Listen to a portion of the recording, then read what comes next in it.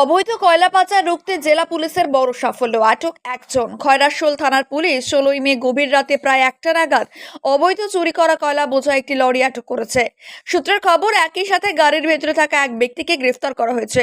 জানা গেছে, খয়রাশোল ব্লক এলাকার অপর দিয়ে যাওয়া 14 নম্বর জাতীয় সড়কে প্রায়শই বড় বড় লরি চলাচল করে। এই বড় গাড়িগুলির ভেতরে কয়লা ভর্তি করে পাচারকারীরা পুলিশের নজর এড়িয়ে যাওয়ার চেষ্টা করছিল।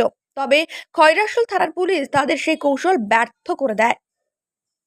খয়রাশোল থানার ভারপ্রাপ্ত আধিকারিক শেখ কাবুল আলী গোপন সূত্রে খবর পান যে পশ্চিম বর্ধমান জেলার পাণ্ডবেশ্বরের দিকে থেকে রানীগঞ্জ মোড় গ্রাম 14 নম্বর জাতীয় সড়ক ধরে একটি কয়লা বোঝা লরি বীরভূমে প্রবেশ করছে, কিন্তু তাদের কাছে কোনো বৈধ কাগজপত্র নেই। এই খবরের ভিত্তিতে খয়রাশোল থানার পুলিশ ফাঁদ পাতে।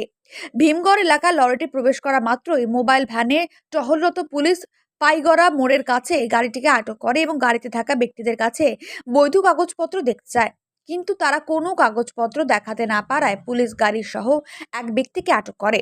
ধৃত ব্যক্তির পরিচয় সূত্রে জানা গেছে, সে ঝাড়খণ্ড রাজ্যের দেওঘর জেলার বাজারমারিয়া গ্রামের বাসিন্দা। পুলিশ সূত্রে খবর, গাড়িটিতে প্রায় 20 মেট্রিক টন অবৈধ চুরি করা কয়লা ছিল।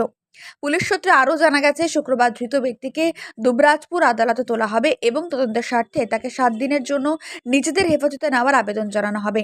পুলিশের অনুমান, ধৃত ব্যক্তি আন্তঃরাজ্য কয়লা পাচার চক্রের সঙ্গে জড়িত। এই ঘটনা জেলা পুলিশের একটি বড় সাফল্য বলে মনে করছে বিভিন্ন মহল। খয়রাশোল থেকে বিপিন পাল ও অভ্রদীপ ঘোষের প্রতিবেদন।